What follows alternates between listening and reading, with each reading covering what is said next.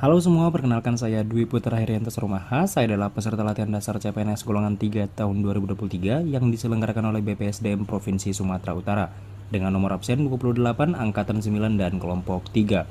Ini adalah podcast keempat saya dalam pembahasan terkait core value ASN, di mana pada kesempatan kali ini saya akan membahas core value ASN yaitu kolaboratif. Sebelum kita masuk dalam pembahasan terkait kode perilaku atau kode etik, kolaboratif dan implementasi dalam kehidupan sehari-hari serta apa pentingnya kolaboratif bagi ASN, ada baiknya kita harus paham pengertian dari kata kolaboratif itu sendiri. Kolaboratif dapat dimaknai sebagai perilaku bekerja sama atau berkolaborasi secara sinergis. Kolaboratif penting bagi seorang ASN karena mampu mendorong seorang ASN untuk terus berinovasi dan berkarya secara berkelanjutan. Core value ASN berkolaboratif memiliki beberapa panduan perilaku atau kode etik, antara lain yang pertama adalah memberi kesempatan dari berbagai pihak untuk berkontribusi. Hal ini ditandai dengan adanya kesempatan yang besar dari semua aspek untuk ikut andil dalam mengerjakan atau menyelesaikan suatu permasalahan.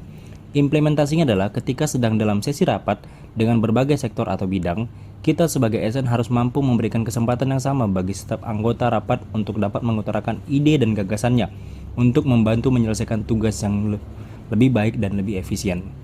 Yang kedua adalah terbuka dalam kerjasama untuk menghasilkan nilai tambah. Hal ini ditandai dengan aktifnya semua sektor dalam melaksanakan percepatan penanganan suatu masalah atau penyelesaian suatu tugas yang efektif dan efisien.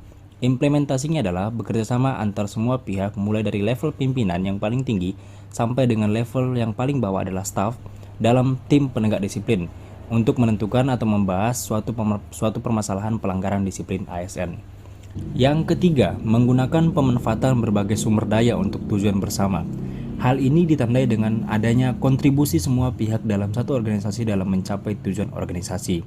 Implementasinya adalah dalam setiap rapat evaluasi bulanan, setiap individu memiliki kesempatan yang sama untuk menyampaikan pendapatnya terkait kendala dalam pekerjaannya, agar dapat dicarikan solusinya secara bersama-sama sebagai tujuan untuk mencapai tujuan organisasi yang lebih baik ke depannya. Penelitian yang dilakukan oleh Kustumanto tahun 2021 menunjukkan bahwa faktor yang mempengaruhi keberhasilan dalam kolaborasi antar lembaga pemerintah adalah kepercayaan, pembagian kekuasaan, gaya kepemimpinan, strategi manajemen, formalisasi pada pencapaian kolaborasi yang efektif dan efisien antar entitas publik.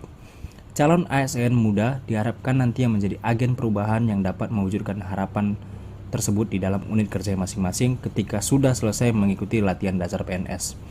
Baik, saya rasa mungkin sudah cukup podcast dari saya. Terima kasih bagi teman-teman yang sudah mendengarkan podcast dari saya. Mohon maaf jika ada salah. Saya undur diri. Terima kasih. Ya ahobu.